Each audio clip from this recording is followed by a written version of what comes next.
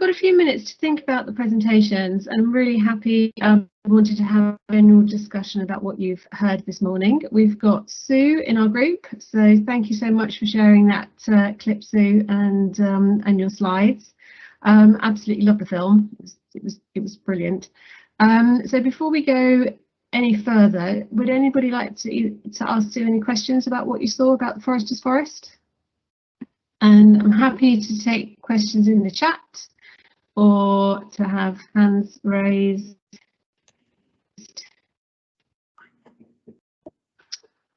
Steve, would you like to come in? Hi, thanks. Yeah, Steve Hastie, I'm from the Yorkshire Dales National Park. I manage one of the team of rangers there. I just thought just going back to who the messenger is. I think using the kids in the video was a good stroke to get engaged with potential polluters, if you like. Really nice to see that the local action. And again, some of the information on perception and new visitors. Over the last summer, we had a lot of new visitors to the Dales, and an increase in littering and marrying the two perhaps unfairly. That's interesting. Some of that research that came out of the Lake District, just across the M6. That's some of the things I'll be taking back, and some of the perceptions on. And some of the ideas for helping people plan in advance when they come into rural areas. Yeah, really useful. Thanks very much. Brilliant. Thanks, Steve. I think I was really surprised at the insight about the first-time visitors admitting to littering far less than regular visitors. That was a real surprise, and that's kind of the biggest takeaway, I think, for me and our organisation for this session.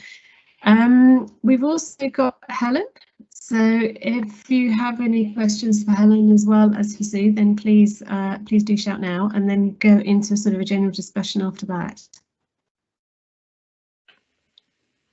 Helen, I just have one question for you, just to kick us off. How long are you going to keep the campaign up for, and what do you see as following on from it? Because hopefully you do yourselves out of a job if it was really successful. We'd be delighted not to have to run it any longer, but we're certainly planning to run it throughout summer of 2021. And we're also following through with some other, I suppose, yet to develop it, but some deeper messaging around building, strengthening the ethos of personal responsibility amongst those who are new to the outdoors. And that's covering everything from their preparedness for their activity, their engagement with the local community, as well as their responsibility for litter. We have a lot of issues with people taking dogs into the outdoors as well, something that our clubs wouldn't have done, but a lot of people are now going out individually or in small family groups. So we're seeing a lot more dogs on the hills in Ireland. And for those who haven't hiked here, we don't even have legislation for people to be on the hills, let alone legislation to govern the control of dogs on the hills. So I can see we've a few more challenges ahead. Absolutely. Is that something, do you think you're going to be able to get the legislation that you need? We're actually part of a national group looking at developing a new national outdoor recreation strategy. We've just about to kick off the public consultation on that at the end of this week. It's one of the issues that's come up there, but I think we're working towards a voluntary approach initially. We need to test that. We're some way away from having comprehensive outdoor recreation legislation in the south of Ireland. We have been part of a group that's campaigning for a new outdoor recreation bill in Northern Ireland to support the continued growth and development of outdoor recreation there. Okay, thank you very much. I see Steve has his hand up again. Yeah, sorry. Hi, Helen. Hi, Steve. I think we might have met in 2003, the year before your pot noodle was made, when you came over to Pennygen. Just had a question about if you've got any mechanism for trying to judge how successful the campaign's going, or how it'll be, when you get to the end of the summer. Is there a way of sort of capturing what's happened as a result of it all? We're hoping to gather some feedback through our club environmental officers. We all encourage all our clubs to appoint an environmental officer, so we'll take feedback from them. Might do an online survey. We've been tracking the hashtags has just shown us that there aren't that many people using the hashtag, but we can see how often it's been shared, and we can see the groups that have shared it online as well. So no, we're open to any advice from anybody who's tracked similar initiatives as to how we can do it effectively. So do you have any helpful ideas for Helen on how to track campaigns? Well, I suppose we just count, the number of bags that we collect in our various volunteer litter picks, so we know that we've done 848 bags over the last few years. I was just wondering what other stats we've got. I mean, I know Hubbub have done various surveys, so they've got stats about more people being concerned about littering increasing after COVID, I think. Okay. Thanks, Sue. Thanks, Helen. One of the things we have to do as part of this workshop is to come up with some actions. And looking at the chat, I was wondering to you if having a sector-wide view and way of tackling single-use barbecues would be helpful. So I'll maybe put that one out there as a suggestion and see what you have to say about that one. Tim, you were nodding your head, were you? Yeah, have I got my? Yeah, I have got my sound up. Yeah. I'm from Dartmoor National Park, and I've recently been given this sort of role from my line manager to take on the Devon Clean and the liaison with other authorities and organisations. So this is quite interesting for me, having always been obviously someone who's very conscientious and careful in the countryside, but. We've recently, not very long ago, put our extreme fire risk signs up, and almost the day after, as inevitable, I'm sure it's the same for Steve as well up there, and many of us, that the day after you put them up, weather changes and you get a month of rain. But I was in a car park yesterday, and the totally burnt ground where 3 barbecues had been left. It's like, oh my god. And the weird thing is it's surrounded by flat slabs of granite. I mean, anywhere there could have been a natural fireproof surface for any of those 3 barbecues. So it is an issue for us, and I think April was probably the driest April on record, and May has been the wettest May on record. So we've had some very extremes of weather and visitor behaviour and use of our areas, as we all know, and possibly maybe as a sector the barbecue things is a good one. But I'm still seeing, plastic absolutely everywhere. And the dogs issue, massive. I just cannot believe it. Seeing the statistics, 3.2 million households now have a dog that probably didn't before. Just politely, it does my head in. I just don't get what's going on at the moment. It's horrendous, and trying to deal with it is very difficult. It's been testing times for everybody in sort of visitor management circles, particularly.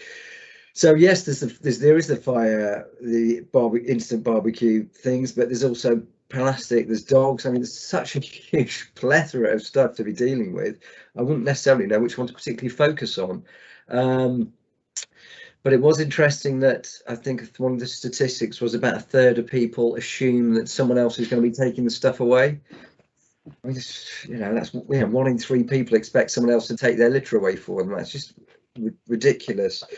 So there's a massive education programme, isn't there, needed? And I can see the Foresters Forest and lots of other people are really, and the Irish Mountain thing, that's fantastic, taking a lot of the educational role on. And as us, as a National Parks family, we are and should be doing exactly the same.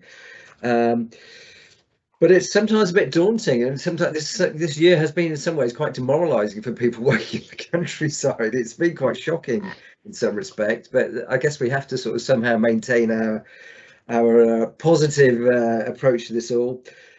So a very long-winded, complicated answer to your simple question. I don't really know. I think it's a massive educational need out there, and this whole litter liaison groups is brand new to me. This is my first meeting, so just a bit overawed with everything that's going on.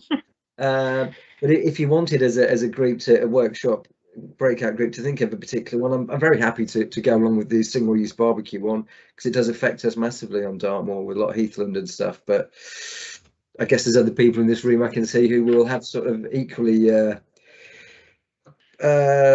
powerful and important sort of messages to come across. But I'll happily back you up on that. I agree with you. Yeah. Okay. Martin, Nikki, any thoughts on that? Mine too. No, I would support the barbecue thing. I work for Historic Environment Scotland, so a lot of our archaeological sites have been facing fairly high visitor pressure, especially because people have been contained within their own areas. And similar to what you're saying, you know, grasslands and heathlands, etc., in the parks that we own are the same, but also our monuments are struggling as well. You know, that we've had a massive rise in both littering, vandalism, and just people using them as a space to gather, and therefore although we don't have masses of land, we have a number of properties, and they're not really designed to the external of them to have bins, etc., usually because they're part of larger land masses. But what we've been finding is for some, well, probably because it's shelter, but for some reason people seem to gather around our monument, and that's where the litter is rather than in the wider estate around it. And a bit like everybody else has experienced, you know, we pulled all our staff resource to get back from at the beginning of COVID, and I suppose within our management structure, because our focus is on built heritage, they pretty much went for the attitude that they'd locked the door and therefore it wasn't a problem, when in reality they needed to still resource the exterior of the monuments. So yeah, barbecues are a part of that as well. People setting them on the top of ancient monuments or ruins, or we've even had one within a cairn, which I thought was quite impressive, impressively silly and impressive to get in the cairn in the first place. But so yeah, all sorts of that. I think it is just trying to get that messaging out there. Yeah, absolutely. There's a bit of a heritage crime initiative going on in Scotland at the moment, with being supported by Police Scotland. So we've been flagging and highlighting through lots of media resource things of that nature, you know, both littering and barbecues and fires being set, and all of that damaging the important nationally important monuments. Thanks, Martin. Would you mind just posting a link to that in the main chat? Because I think there's some people on the call that would be really help, you know, find that initiative about heritage crime helpful. Thank you. So you've got your hand up. Yes, I just wanted to make a plea for the educational aspect, you know, because there was a comment in the chat about, you know, is litter in the national curriculum?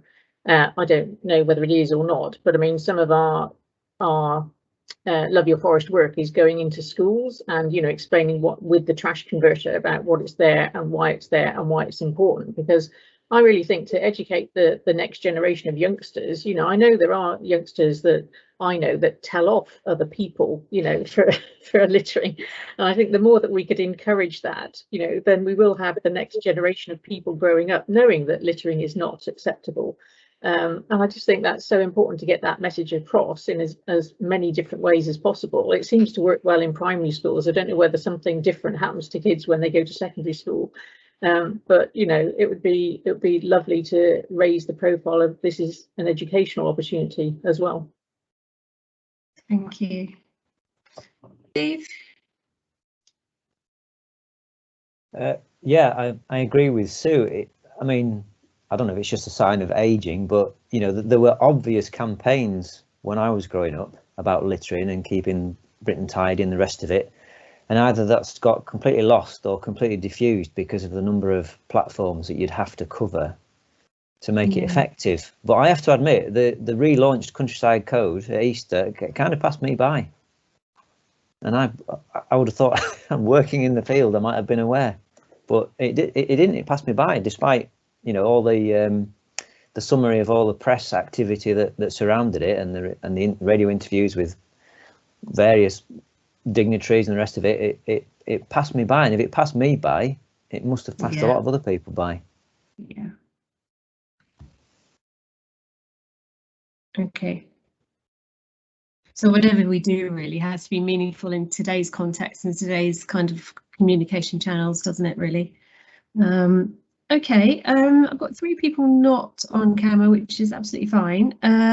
But if you want to sort of have a say about what you think as a network we should be tackling in terms of this topic, then please do sort of give your votes in the chat. Everything really helpful. I think what we find as a network, that these opportunities just to talk about it and to find examples of other things that's going on, it is hugely valuable. But we felt with this one that there probably is the opportunity to do something, you know, across the country, across the nations really, in terms of this topic. And I think as a network we will kind of pledge to undertake, or at least start something around this topic, either with the either through Keep Britain Tidy or DEFRA or other ways and means really, because I think it is bigger than one organisation can tackle. And certainly our visitors to the countryside or to outdoor spaces don't necessarily even know the owner of the land they're using. So it is much broader and much wider than a one organisational thing. So I'll take, I think we're due to finish any moment now. I'll take what you've said really about education, about plastic dogs and single-use plastic dogs, single-use barbecues, because certainly in my organisation that's a massive problem with the huge we've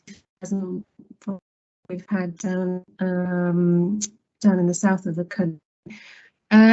So I'll take that.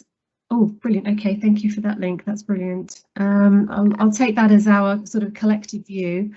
But I would say that when we kind of feed back after this meeting, and we only have an hour and a half to cover such a massive thing, you know, please don't be shy going forwards.